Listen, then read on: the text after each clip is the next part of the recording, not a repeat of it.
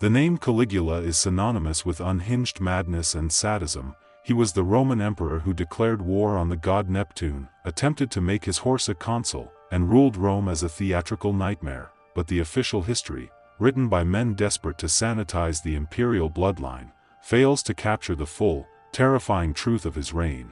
This is not a story about political errors, it's about pathology, forbidden desire, and a crime so profound it shattered the moral foundation of the empire. The history you learned avoids the dark reality.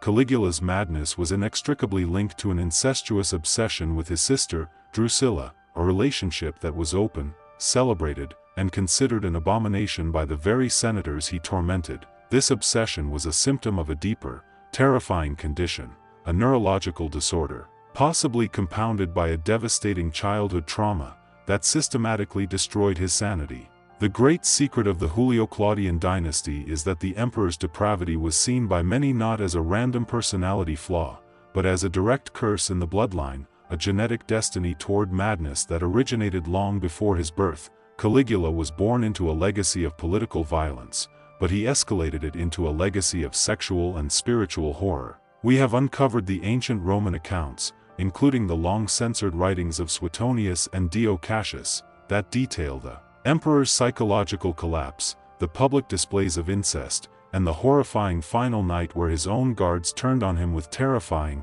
bloody vengeance. Don't you dare look away. Watch this entire, deep-dive documentary, and subscribe to this channel, and you will learn the one secret diagnosis Roman doctors whispered about that proves Caligula's madness was genetic, a terrifying truth they hid to protect the emperor's sister. The beginning of his public madness was not a political blunder, but a childhood neurological event so severe it permanently damaged his soul. To understand the monster, we must first examine the boy. Gaius Julius Caesar Augustus Germanicus, known by his military nickname Caligula, Little Boot, suffered a childhood steeped in political terror. His father, the beloved General Germanicus, died suspiciously young. His mother, Agrippina the Elder, and his two brothers were systematically starved, exiled, or executed by Emperor Tiberius. Caligula watched this process of slow, political murder unfold, instilling in him a pervasive, lethal paranoia. But beyond the psychological scars, ancient historians hint at a more sinister, physiological problem. Suetonius recorded that as a boy, Caligula suffered from a secret sickness, a condition that caused him to suddenly experience seizures, dizziness, and collapse. Modern historians believe this was likely epilepsy, or a related neurological disorder such as a severe traumatic brain injury, TBI, sustained in childhood, echoing the trauma we saw with Henry VIII.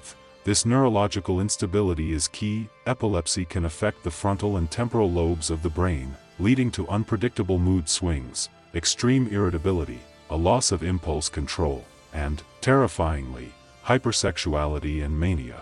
All hallmarks of Caligula's adult reign. The political environment planted the seeds of paranoia. The neurological damage made him physically incapable of self-control. When he ascended the throne at age 24, the public rejoiced, viewing him as the last surviving son of the great Germanicus. But Caligula was already two men, the charming young prince and the ticking neurological time bomb. The first few months were marked by generosity and sanity. Then, his neurological condition, combined with the absolute, unchecked power of the throne, metastasized into the terrifying madness that defined his name. His terrifying neurological collapse coincided precisely with the final, shocking act of his mother's murder, a secret that the young emperor discovered and that truly fractured his mind forever. The full-blown descent into madness culminated in the most notorious secret of his reign, the incestuous relationship with his three sisters, particularly his fierce, long-term obsession with Drusilla. This was not merely a private affair.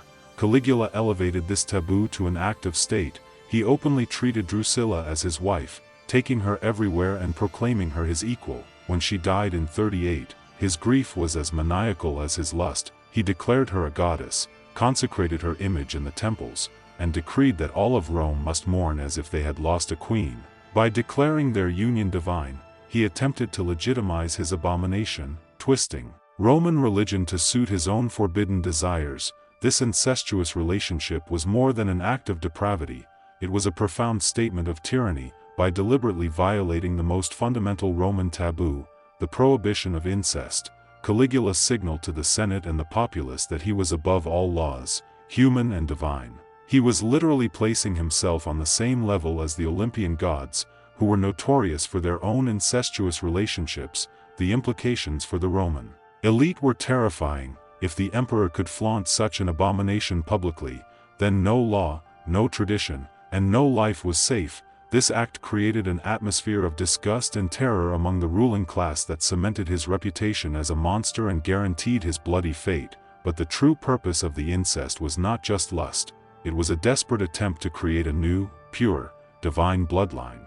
A move that was brutally challenged by a terrifyingly specific act of defiance from the one man he couldn't control. As his madness escalated, Caligula transitioned from merely violating taboos to actively engaging in public, psychological torment of the Roman elite. He moved from sexual depravity to divine mockery. He stripped the Olympian gods of their clothes and displayed his own statues in their place, demanding that people worship him as Jupiter.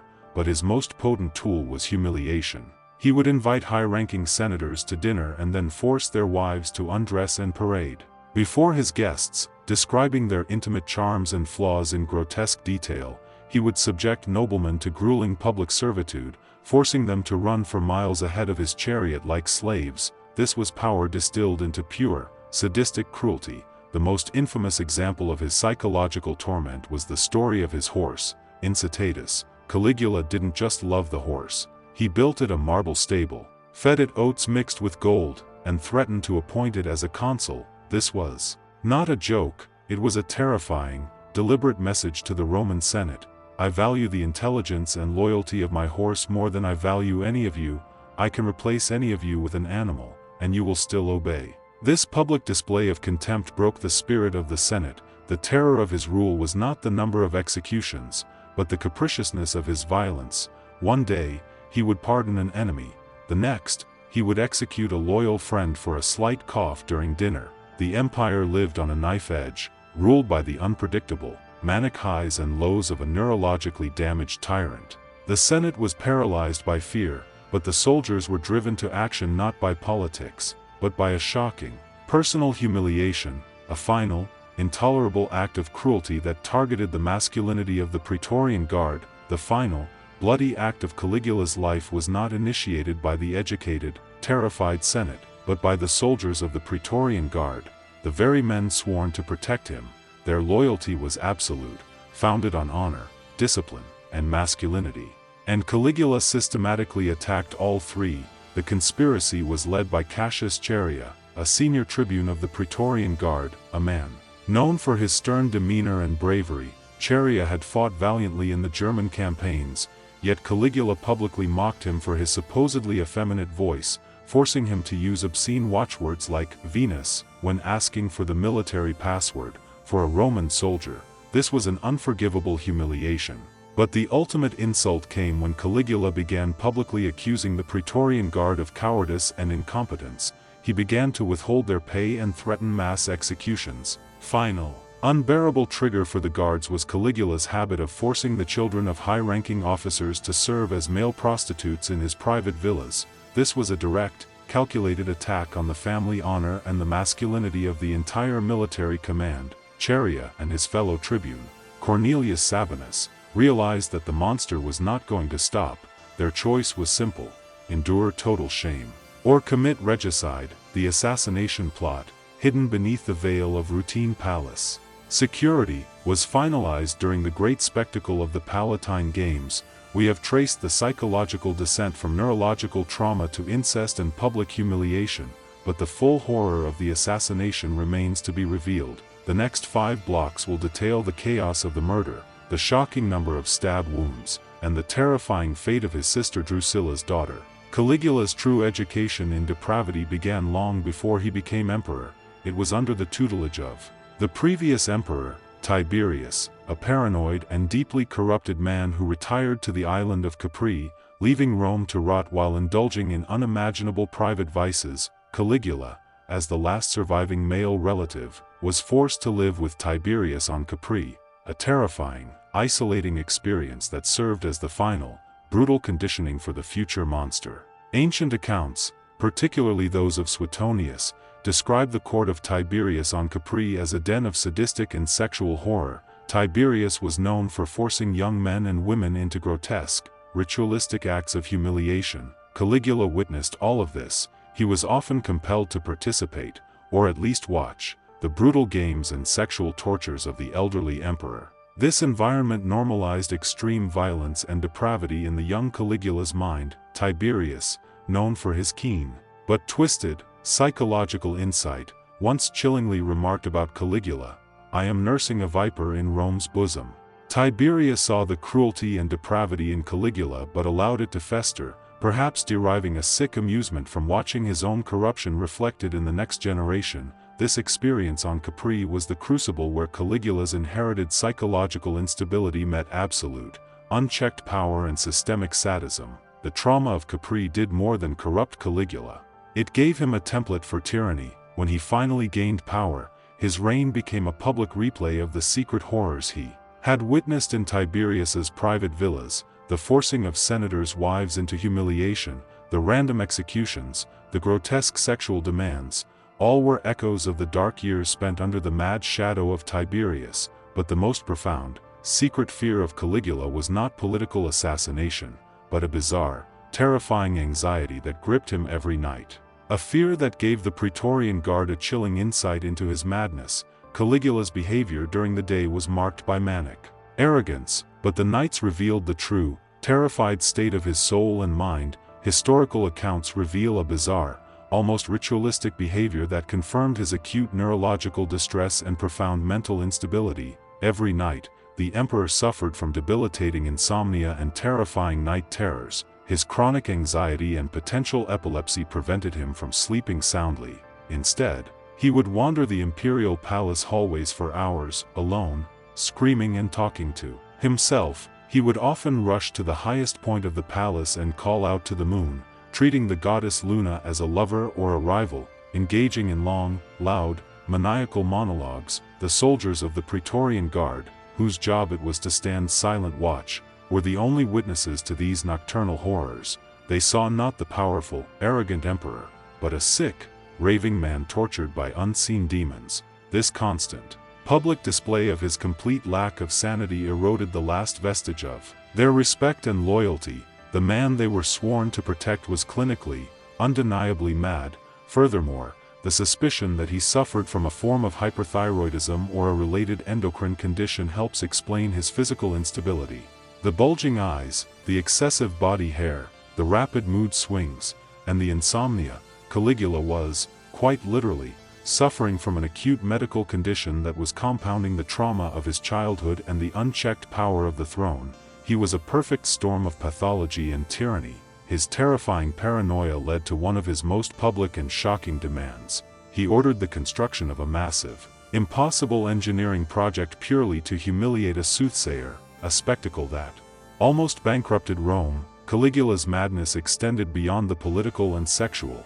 It became an act of economic destruction. A soothsayer had once prophesied that Caligula had no more chance of becoming emperor than of riding a horse across the Bay of Baiae. This seemingly innocuous comment became an obsessive, existential threat to the emperor. Caligula's response was spectacular, ridiculous, and financially devastating. In 39 AD, he ordered the construction of an enormous, temporary floating bridge across the entire Bay of Baiae, a distance of nearly 2 miles.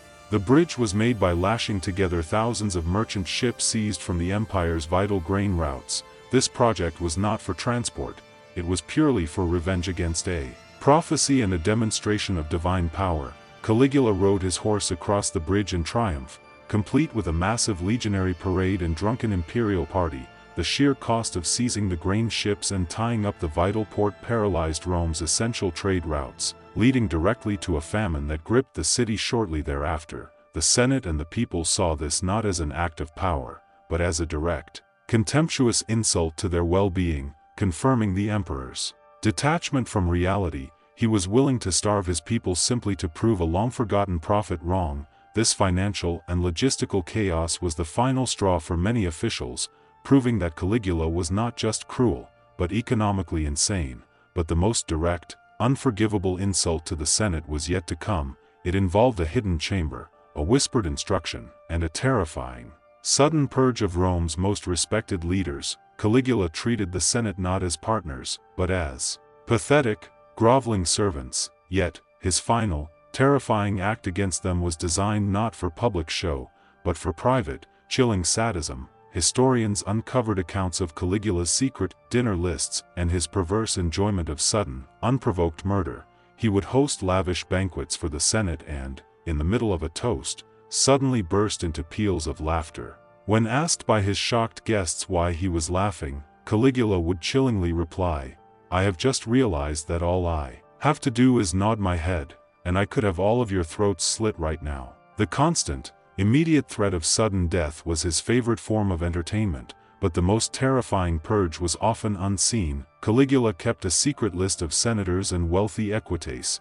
He would summon his most ruthless executioners and give a chilling, simple command: "Bring me the neck of the golden calf." This code phrase meant that the unfortunate nobleman was to be executed without trial, his name and property confiscated immediately. The purge was swift, silent, and based purely on the emperor's boredom or need for money. This random violence solidified the need for assassination. The Senate realized they were not being ruled by a man, but by a manic neurological condition, a being incapable of rational thought or compassion. The empire had become a slaughterhouse run by a child with a neurological disorder and divine authority. The plot was set, but the conspirators faced a critical problem. Caligula had one final, desperate safety measure, a secret signal that, if uttered, would have resulted in the immediate, mass slaughter of every guard and conspirator in the room. The assassination plot, led by the humiliated tribune Cassius Chaerea, was simple in its goal but terrifying in its execution.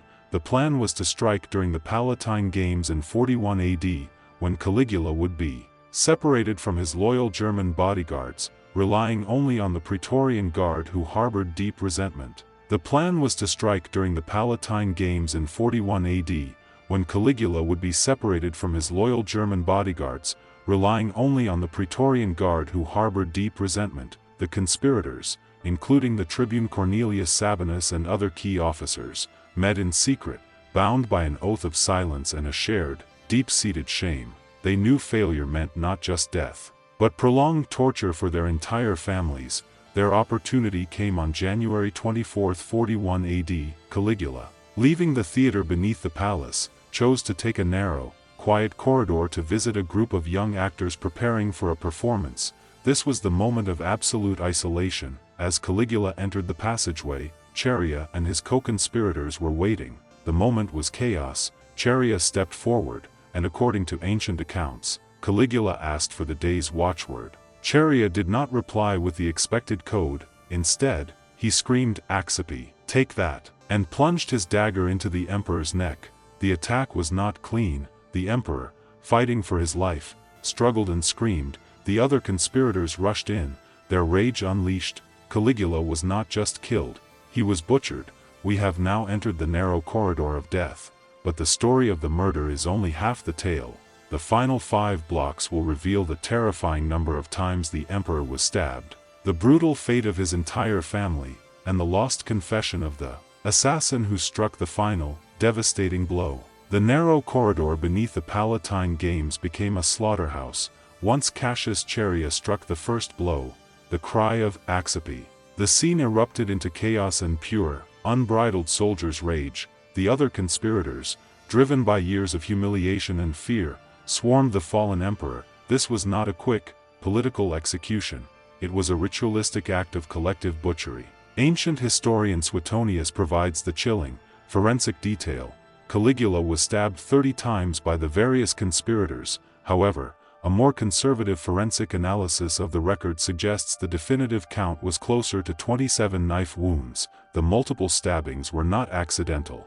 They were necessary. The soldiers feared Caligula's supposed divinity, that he might somehow survive the initial blow. Each subsequent stab was an act of personal vengeance and a desperate attempt to confirm that the god was truly dead.